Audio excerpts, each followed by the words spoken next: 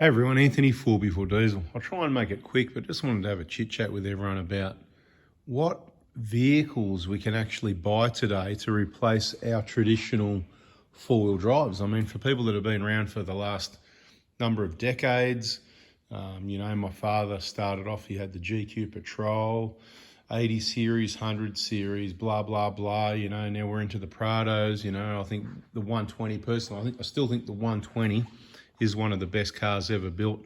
And maybe that's why I've made this crazy move recently and just added this one.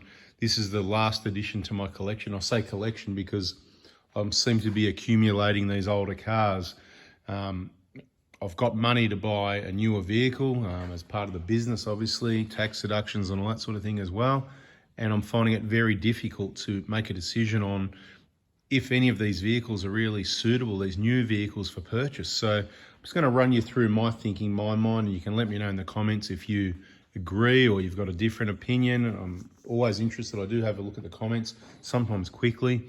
Saw a couple recently, somebody said something about, holding the camera while you're driving.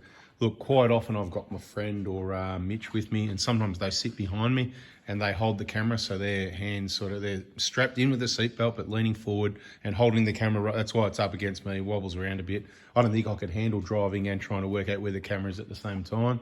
And sometimes I put my hand over their hand to guide it a little bit and help hold it steady. So it might look like that. But and of course, if we're on private property and whatever, we can do whatever we want. But so there'll be a variation of that. So don't worry about it too much.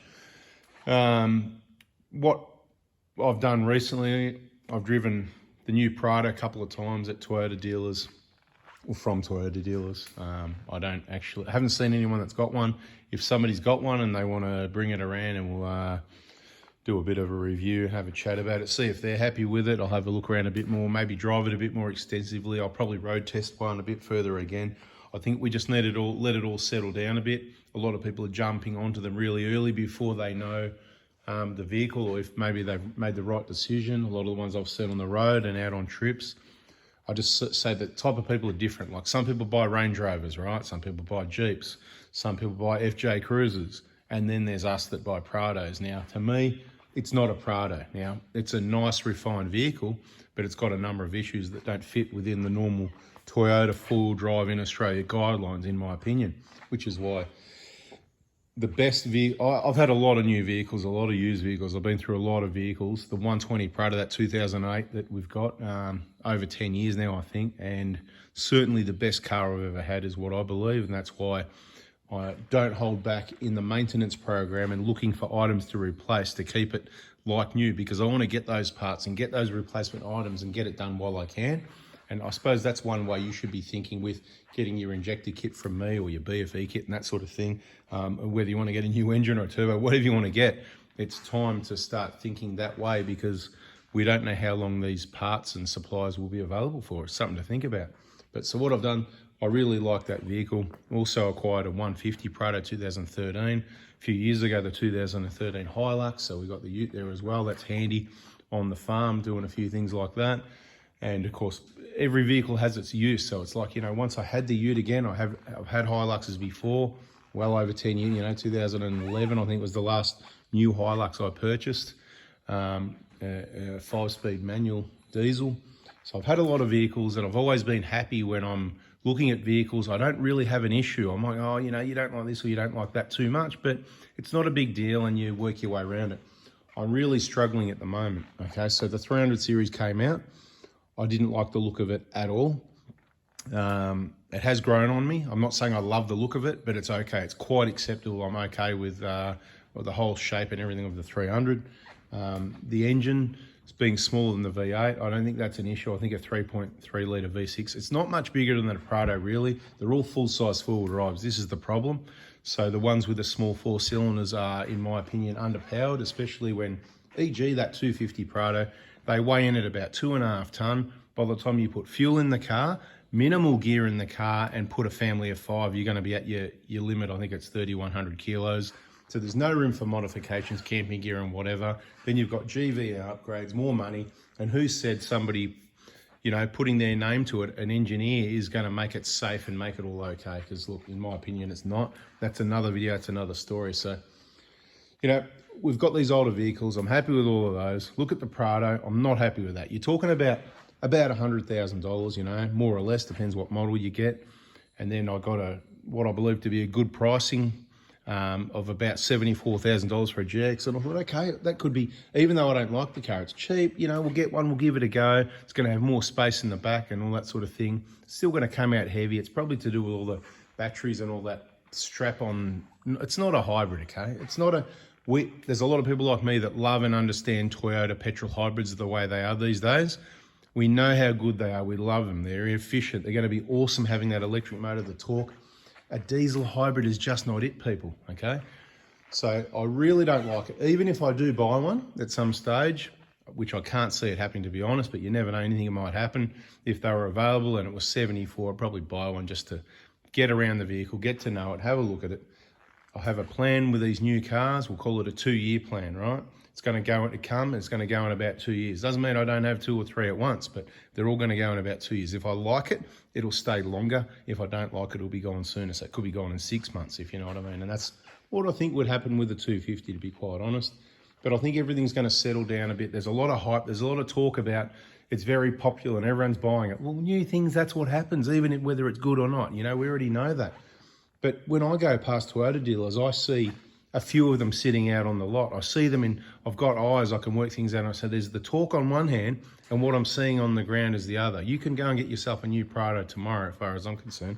You've just got to go to the right dealer. If you're being told, oh, there's a wait or anything like that, to be quite honest, I don't believe it. There's too many cars sitting around. If they're sold, they don't put them out on the lot at the front with the price tag on them, that sort of thing, and display them. Anyway, maybe they do. So let's not go there. So 250 we're not happy with.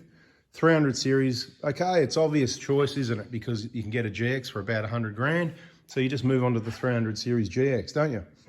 Well, no, you don't, because they're not in production. They've been out of production for months, I believe, and I think they'll be out of production for months still again, just like there was a big delay even getting them built in here in the first place. Let's not go into the problems that Toyota may or may not be having with their whole design, production and issues like that, because that's another whole separate story as well. But let's just be clear, you can't get a new 300 series at the moment. Now, opinion, what I believe.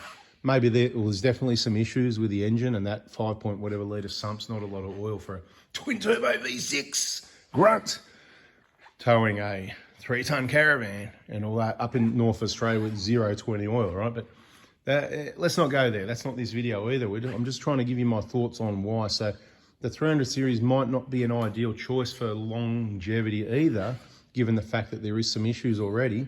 Why is it off the road? Why are they not building it? Are they fixing it? Or are they strapping on an AdBlue and a 48 volt hybrid system, which will ruin the vehicle? If it was acceptable before with DPFs, 6 injectors, 2 turbos and whatever, sounds like expensive maintenance to me. I get into 300 series, I'm going to make heaps of money a little bit down the track. But you know what? I'm saying to you guys, I wouldn't do that if I was you. If you got plenty of money and you can afford the maintenance and you're happy with that, no issues. Or if you're going to turn it over regularly and get another one and you're happy with the AdBlue and all this. And some people think, oh, there's not going to be, oh no, I think the AdBlue will be all right. And then there's other people going, oh no, AdBlue's. So there's two completely divided opinions on AdBlue and all that.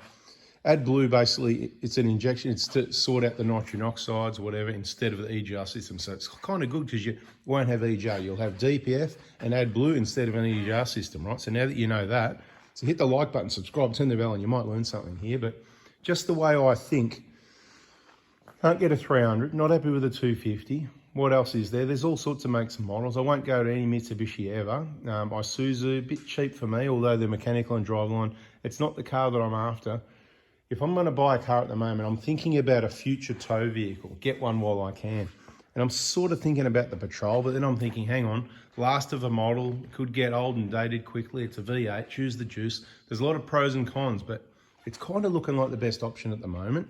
They're a lot cheaper than the Toyotas, really, for what you get, value for money. It's made in Japan, it's quality, but I'm thinking about it. I've had some pricing on it. You know, and I'm just really, it's a hard decision. If I was you guys and you want to replace your Prados and Hiluxes and stuff like that, I mean, at the moment you can get a Hilux. I don't believe, you know, it's got the, oh no, they got the 48, all that crap as well, haven't they? Yeah. Sorry, yeah. So it's a disaster, right? So look, what's really good is the petrol hybrids. So what I'd say is stick with your 1KD last of your best, or your V6 1GR if that's what you like, or even your 1GD and your 150s. A better option than this new vehicle, in my opinion. Wait at least until they come out with a petrol hybrid. I still believe that they will bring the petrol hybrid to Australia, especially if you people stop buying the diesels, and tell everybody, tell your friends, it's not a great idea. This bloody Anthony guy, he reckons it's not a good idea. There's got to be other people that think the same as me, that a diesel stopping and starting every time you stop at the light, stop, start, and you've got DPFs and EGRs, and or you haven't got that, you've got AdBlue, you've got a strap-on half-hearted, you know. It's like, you got a male, female, but this one's, it's just it's an add-on, it's a bolt-on extra, you know, like, anyway, there's no room in the vehicle and it's heavy. You put 4 decent-sized occupants into the car, 5 occupants, man, you know, people, if they weigh 100 kilos, 100, 2.5, fill it up with fuel, that's 2.6, because the fuel tank's too small as well. We'll put a few people in it, 5 people at 100 kilos, you're at your limit, mate, 0 mods. Anyway, just wanted to let you know how I'm feeling about it all in a bit of a chit-chat video. Subscribe, turn the bell on. I'm going to be looking at cars. I'm going to put up information, and maybe it'll help you decide, or maybe just listen to what I've got to say before you make a decision, so that maybe you make the right decision. And I understand everyone's different. Like, people bought FJ Cruisers. You got the majority of the population call them FK Cruisers, whatever. You're even allowed to say that these days. I mean, get over it, people. Whatever, it is what it is. But, you know, most people call it that. But then there's the small percentage of the population, and we're not judging them, but if they like that type of vehicle, that style and that colour, well, that's them. But they're got unique likes. That's why kind of not many people bought them percentage-wise compared to all the other cars, I guess, a bit like Range Rovers. And who buys an MG anyway, by the way? Those MG, whatever they are, things, and, you know, like Volvos. Who buys Volvos? And I've said it before, like Audis, and, you know, like, you know, people will buy whatever they want. Everyone's different, each to their own. But what I'm talking to the people that, the traditional Toyota four-wheel drive owners, 80 series, 100 series, 200 series, that was even pushing it. I mean, you got a lot of injectors going on there on a diesel. I mean, diesels used to be more simple. That's a lot of injectors on expensive injectors. And yes, the V8s do, the injectors wear out, just like every other make and model of diesel vehicle. The petrol's kind of good because even though it's going to chew the fuel, longevity, an engine like this and an engine like the Patrol, it doesn't need injectors, okay? So a bit of a positive. You're going to pay for it a lot more in fuel, but you're going to have that metered cost rather than, oh, I need injectors on a V8 200 series. That's a 10 grand job, $10,000 on a 200 series. A V6 is probably going to be just as much because the injectors will be dearer, and then you got the turbos as well, but they'll last a long time because it's Toyota quality, right? Well, we don't know that. So anyway, this is my thinking. Bada bing, bada boom. Hope you liked it. I don't really know what to do, but something's going to happen. Oh, people say go to the Lexus dealer. Well, I've been told the Lexus is the GX 550 it's called. Never been to a Lexus dealer. They don't put those shops around the place. They don't want you to buy their cars. You've got to travel for hours to get to one. Hopefully there's someone available, someone there, because everywhere I seem to go, there's nobody there that can sell cars anyway. It's all online. Anyway, $140,000. I mean, it's just still a Prado there, and then you're paying 140 grand. And I mean, the V6, some V6 twin turbo apparently sounds good. Like, I mean, that'd be awesome, but that's not really efficient either. And that's where I think this Toyota hybrid, petrol hybrid, we need to wait for the right vehicle. I'm going to try and do that, but I might get something in the meantime. Stay tuned. We'll see what it is. If it happens, bada bing, catch you on the next one. Sponsored by, what do we got here? Oh, Joel's Garage Hoist. There you go. If you made it to the end, if you need a hoist, go to Joel's Garage, speak to Andrew and say, Anthony sent me. Catch you on the next video, people. See ya. Wasn't really sponsored by that at all. I just thought I'd throw it in there because that's what people do. See ya.